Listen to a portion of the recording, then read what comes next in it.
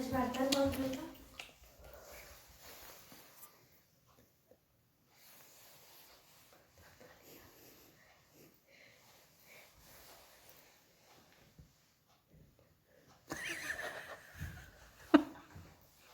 परमात्मा पाप कर्म दंड को भी काट सकता है। अभी तक जिस भी संत व महापुरुष से मिले उन्होंने यही बताया कि पाप कर्म फल भोगने से ही समाप्त होगा। वो प्रभु कौन है जो पाप कर्म को काट देता है, वो काल के बंधन से छुड़वा देता है। उसका क्या नाम है, पूजा की विधि क्या है, कृपया अवश्य सुनिए जगत गुरु तत्वदर्शी संत रामपाल जी महाराज के अमृत वचन। कबीर वाणी चैप्टर में कि ये तो है मूल ज्ञान ये है जो दास आपको सुना रहा है। आप तो आज तक ये मूल ज्ञान किसी कबीर पंथी के पास नहीं है। अब फिर बताया है सार शब्द जो मूल मंत्र है उसके विषय में देखिए। जीव धर्म बोध, ये जीव धर्म बोध एक चैप्टर है। जीव धर्म बोध, ये है जीव धर्म बोध और 1937 पृष्ठ पर कबीर सागर में यहां लिखा है। ये देखिए यहां पर सत कबीर वचन ये कहा कि धर्मदास तो ये लाख दुहाई, ये सार शब्द बाहर नहीं जाई। धर्मदास तो ये लाख दुहाई, सार शब्द बाहर ना जाई। सार शब्द बाहर जो पढ़ी बिचली पीढ़ी हंस नितरही। युगन युगन तुम सेवा की ना, तात पीछे हम यहाँ पग दीनी। और कोटन जन्म भक्ति जब की नी, सार शब्द कभी ते पहचीनी। अब क्या बता परमात्मा ने कि धर्मदास आपने ना जाने कितने जन्मों से मेरी भक्ति करी और जिस कारण से आज तुझे सार शब्द मिला है। तो आज आप वो पुण्यात्मा है जिनके लिए ये धन छुपा रखा था। भगवान ने प्रतिज्ञा दुआ दी थी प्रत्येक महापुरुष से जिनको भगवान मिले थे, गरीबदास जी से, धर्मदास जी से, नानक साहब जी से। इन महापुरुषों ने सतनाम का जाप किया, सतनाम लिख भी दिया इन्होंने, लेकिन सार नाम की न छींट भी नहीं लग रही।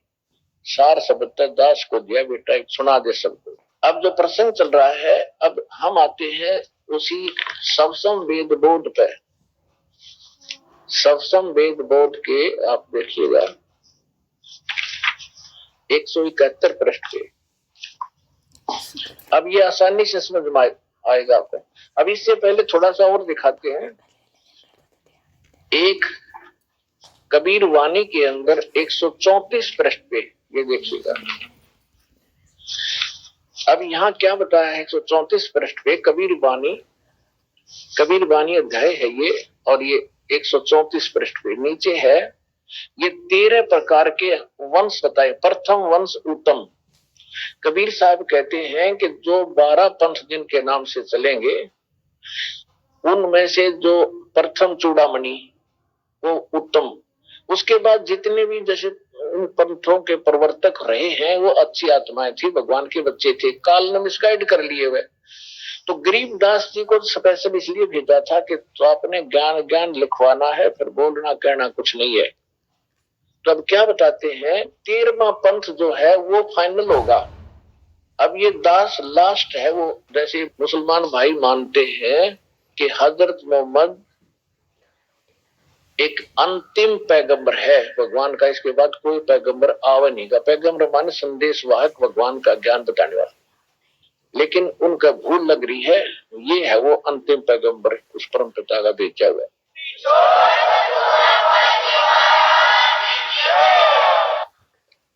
ये है कबीर वाणी, कबीर सागर, कबीर वाणी और बोध सागर में 134 पृष्ठ पे 134 पृष्ठ है। यहां देखिएगा वंश प्रकार। प्रथम वंश उत्तम, वो 13 पंथ होंगे, उनकी वैरायटी बताई है। प्रथम वंश उत्तम, दूसरा वंश अहंकारी, तीसरा वंश प्रचंड। वो 12 पंथों के प्रथम जो महापुरुषों के विषय बता रहे, उनकी क्वालिटी बता रहे हैं, क्वालिटी। चौथे वंश विरहे, पांचवें वंश निंद्रा, छठे वंश उदास, सातवां वंश ज्ञान चतुराई, 8वें द्वादश पंथ विरोध, 9वें वंश पंथ पूजा, 10वें वंश प्रकाश, 11वें वंश प्रकट पसारा और 12वें पंथ प्रगट हो उजियारा, ये बर महागरीबदास पंथ, बर में वंश प्रगट होए उजियारा, यानी गरीबदास जी महाराज के द्वारा। अब क्या बताया है कि बर में पंथ हो उजियारा, यानी गरीबदास जी द्वारा जो ज्ञान दिया जाएगा वो लिखवा दिया। उसमें परमात्मा की महिमा गजब की लिख रखी है। कैसे? हम सुल्तानी नानक तारे दादू को उपदेश दिया, जात दुलाहा भेद न पाया वो काशी महे कबीर हुआ। अनंत कोट ब्रह्मांड का एक रति नहीं भारे, सतगुरु पुरुष कबीर हैं ये कुल के सर्जनहार। और गरीबदास पंथ के कबीर साहब को कृष्ण जी का, विष्णु जी का अवतार मानते हैं। बताए इनकी अकल है ठिकाने। तो वो वाणी स्पष्ट होती है कि ये 12 पंथ मुझी को जावे और अस्थिर घर का मर्म में पावे, असंग जन्म ये छोड़ नहीं पाओ। तो अब ये कहने का भाव ये है कि गरीबदास जी ने लिख तो ठीक रखा, लेकिन समझ कोई सख्या नहीं, तो उसे थोड़ा थोड़ा उजियारा सा हुआ। अब देखो, बर में पंथ प्रगट हुए उजियारा, और तेर में वंश मिटे सकल अंधियारा। ये दास हो 13वां वंश है। तत्व ज्ञान के आधार से सब अंधेरा हट जाएगा दातुम ज्ञान का। इतनी दगा काल की समाई तत् बिंदु की टेक रह जाएगी।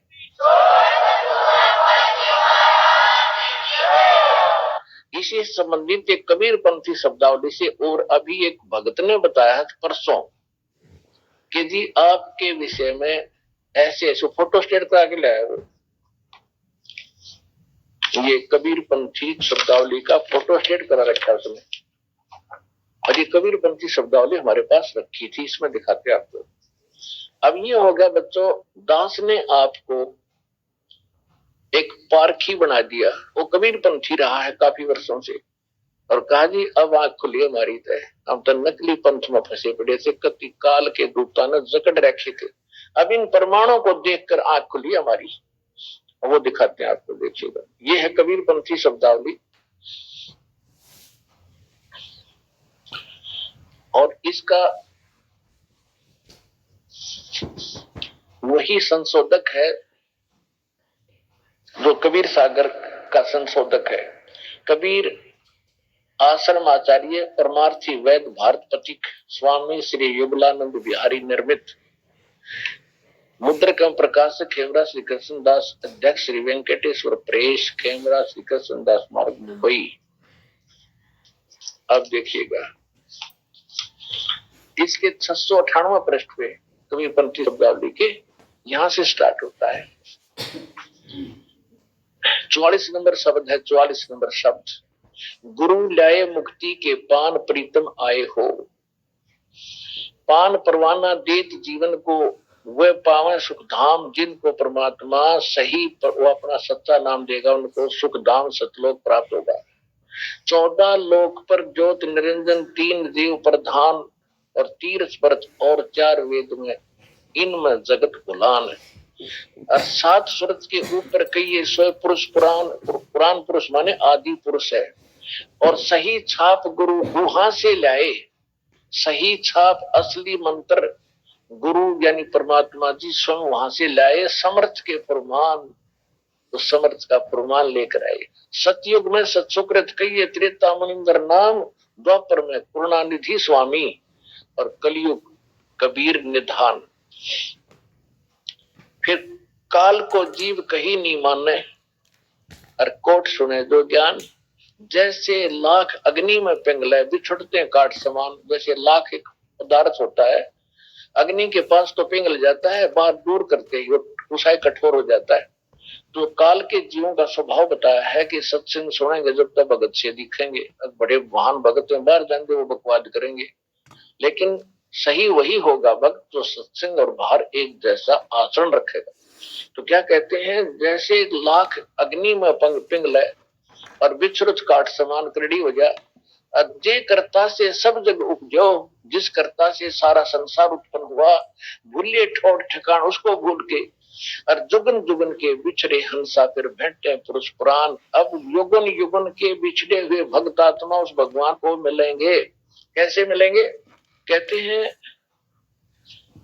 बैठे पुरुष पुराण 13 पीढ़ी ज्ञान राजधानी। वो 13 पीढ़ी, जो 13वीं पीढ़ी है वो है ज्ञान का गढ़, ज्ञान राजधानी। दोनों दीन ले पान, दोनों दीन माने हिंदू और मुसलमान दोनों दीक्षा लेंगे उस 13वीं पीढ़ी वाले थे। राजा रंग सकल फिर आवे, राजा और रंग सभी नाम लेंगे और छोड़े कुल अभिमान, और 5500 बीते जब चल है पंथ निशाने।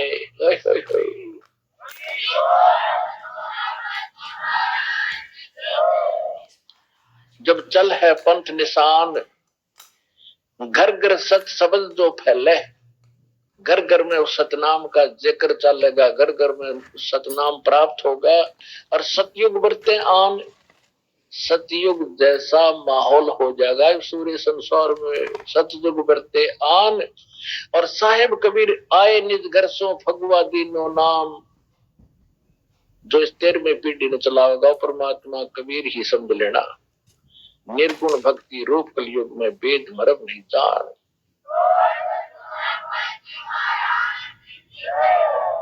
तो इन सब प्रमाणों को आपके रूबरू करने का दास का उद्देश्य है कि अब डगमग ना होना, बने बनाए काम में बिगाड़ मत लेना, किसी काल के दूत से वर्णित होकर। इसलिए आपको रह रह कर यहाँ बुलाया जाता है, सत्संग सुनाया जाता है। और जब आप ऐसे उमड़ कर आते हो, दास का हौसला बढ़ जाता है कि दास परमात्मा ने जो मजदूरी दी थी दास की सफल हो गई है। पूरा विश्व जागेगा, भक्ति पर लागेगा, सारे संसार का कल्याण होगा। आपकी 101 पीढ़ी पार होगी, ये नोट कर लेना।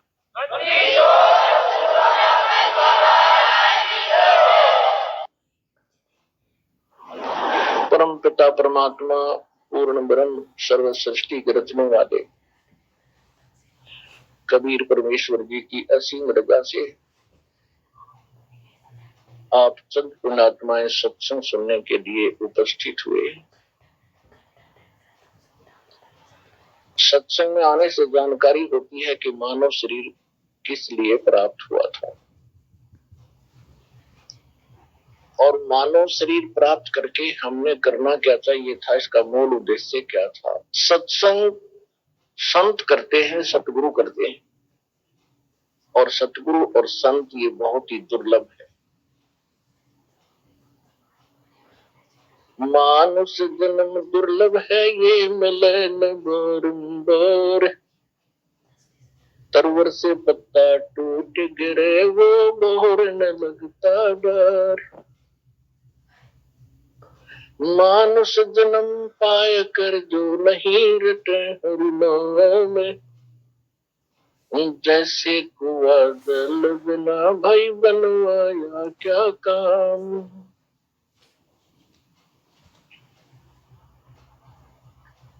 पृथ्वीपति चकवे गए हैं जिनके चक्र चलन थे, ये रावण श्री के कौन गिने भाई ऐसे गए अनंत।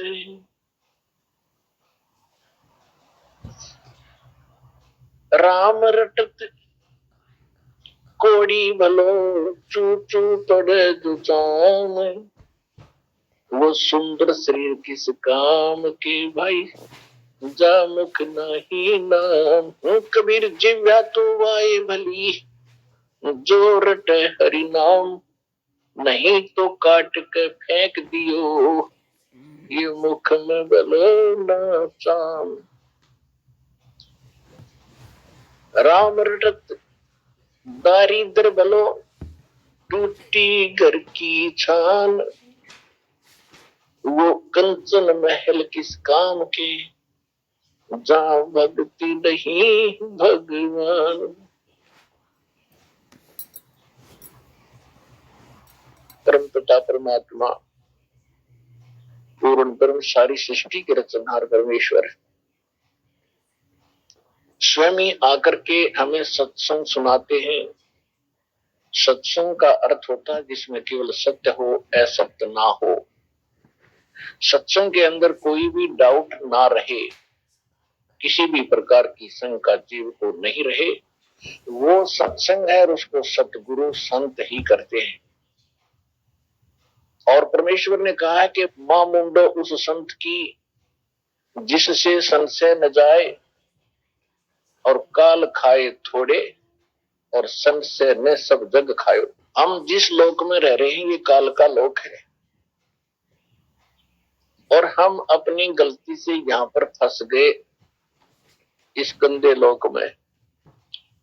आज हम चाहे कितने ही अच्छी पोस्ट प्राप्त हैं, चाहे हम प्रधानमंत्री बने हैं, चाहे हम किसी देश के राष्ट्रपति भी बने हैं, या अन्य कोई उच्च पोस्ट है, या कोई धन दौलत घनी है, या वैसे कोई गणमान्य व्यक्ति बना है, मुख्यमंत्री, एमएलए आदि एमपी बने हैं, ये सभी ये सोच रहे हैं कि हमारे जीवन का केवल इतना ही उद्देश्य है। जैसे कोई प्राइम मिनिस्टर बन जाता है, प्रधानमंत्री, तो उसने अनजानपने में ये मान लिया है कि मैंने अपने मनुष्य जीवन की सफलता प्राप्त कर ली, अंतिम लक्ष्य को प्राप्त कर लिया। और किसी देश का प्रेसिडेंट बन जाते हैं, राष्ट्रपति बन जाते हैं, तो फिर तो कहना ही क्या है। ये तो हमारी है एक जीव सतर की सोच, और अपने सतर की सोच को जांचने के लिए ये सत्य है, ये कहां तक ठीक है, ये संपूर्ण है कि नहीं, उसके लिए हमने महापुरुषों के विचारों को भी साथ लेना पड़ेगा। तो परमात्मा स्वयं आकर ही निर्णायक ज्ञान देते हैं। क्या बताते हैं? और कौन है वो परमात्मा जो स्वयं आकर ज्ञान देते हैं? आज का जो सत्संग समापन होने जा रहा है, जो समागम 3 दिन का था, ये आज समापन हो रहा है इसका। परमात्मा की वाणी को जो भोग पड़ा है, ये इस उपलक्ष्य में था ये सत्संग। इस शुभ दिन को ज्येष्ठ सुदी पूर्णमासी और विक्रमी संवत 1455 सन 1398 का ये वो शुभ दिन है जिस दिन परमात्मा अपने गुणानुसार, अपने गुण धर्म के आधार से जो लीला वो सदा करते ही रहते हैं। जैसे बर्फ का गुण है शीतलता, तो उसका गुण है शीतल बर्फ का, इसी प्रकार परमात्मा के गुणों में जो लिखा है वो ये लिखा है कि वो परमात्मा ऊपर रहते हैं। और कहां लिखा है? वेद आज तक पूरे विश्व को मान्य रहे हैं, और जो वेदों में लिखा वो बिल्कुल सत्य मानते हैं। और जो वेदों के ज्ञाता माने जाते थे, विद्वान माने जाते थे, उनको तो कह खै का भी पता नहीं वेदों के बारे में। अब वेदों की जानकारी परमात्मा के बिना कोई नहीं दे सकता। परमात्मा ने कंप्लीट वेद दे दिया, सूक्ष्म वेद, जिसमें ये चारों वेद इंक्लूड हैं, ऋग्वेद, यजुर्वेद, सामवेद और अथर्ववेद। और जो इनमें ज्ञान नहीं है वो भी उस परमात्मा गॉड गिवन स्पिरिचुअल नॉलेज यानी कबीर वाणी में वो भी ज्ञान विद्वान है। तो उस परमात्मा ने आके हमें यथार्थ ज्ञान दिया है। और इन वेदों में जो पहले हम पढ़ा करते उसमें ज्ञान है, लेकिन ये समझ नहीं सके। वेद सत्य है, लेकिन जो वेदों को ठीक से ना समझा, उनका अपना अनुभव रॉन्ग है, गलत है। वो कैसा है कि जैसे सभी आज तक ये कहते आए हैं कि परमात्मा निराकार है। किसी भी ऋषि, महर्षि या किसी संत मंडलेश्वर या किसी धर्म मजहब की किसी की भी अपना अनुभव थ्योरी आप पढ़कर देखना, उसमें यही आपको मिलेगा कि परमात्मा निराकार है। God is formless. और हमारे वेद क्या बताते हैं? वेद बताते हैं परमात्मा सशरीर है, नर आकार है, सशरीर है, और उसका नाम कबीर है। और वो सतलोक में रहता है, यानी ऊपर के लोक में रहता है, और वहां से गति करके सशरीर चल के आता है, अच्छी आत्माओं को मिलता है, उनको तत्व ज्ञान सुनाता है। ये कौन से वेद में प्रमाणित है? उनके केवल आपको अध्याय और श्लोक नंबर बताऊंगा। ऋग्वेद मंडल नंबर 9 सूक्त 1 मंत्र 8 और 9 में परमात्मा कैसी लीला करता है जब पृथ्वी पर आता है और कैसे आता है। इन दोनों मंत्रों में ये लिखा है कि परमेश्वर ऊपर से चलकर आता है, उनको उग्र गतियां प्रेरणा करती हैं। जब पृथ्वी पर हाहाकार मच जाता है तब परमात्मा उससे प्रेरित होकर एक सुभर शरीर प्राप्त करके अलग से हल्का तेज पुंज का शरीर बनाकर नीचे आता है और शिशु रूप धारण करके जब लीला करने आता है उस समय उनकी परवरिश की लीला कंवारी गायों के द्वारा होती है। और ये 600 वर्ष पहले का इतिहास आप जी को दास ने बहुत बार दिखाया है कि कबीर सागर के अंदर स्पष्ट लिखा है कि परमात्मा जब नीरो नीमा को प्राप्त हुए कमल के फूल पर वहां से उठाकर लेकर गए, सतलोक से आए थे सह शरीर चल करके, फिर उनके परवरिश की लीला कंवारी गायों से हुई थी। तो इति सिद्धम जो वेद बताते हैं और जो लीला जिस परमेश्वर ने की है तो वो वेदों से मेल खाती है, उसका प्रैक्टिकल ही इज गॉड, वो है परमात्मा। अब जो प्रसंग चल रहा है उसमें कौन कौन से वेद हैं? ऋग्वेद मंडल नंबर 9 सूक्त 86 मंत्र 26 और 27 में, ऋग्वेद मंडल नंबर 9 सूक्त 82 मंत्र 1 2 3 में, ऋग्वेद मंडल नंबर 9 सूक्त 54 मंत्र 3 में, ऋग्वेद मंडल नंबर 9 सूक्त 20 मंत्र 1 में, ऋग्वेद मंडल नंबर 9 सूक्त 94 के मंत्र 1 में, ऋग्वेद मंडल नंबर 9 सूक्त 95 के मंत्र 2 में, ऋग्वेद मंडल नंबर 9 सूक्त 96 96 के मंत्र 16 से लेकर 20 में,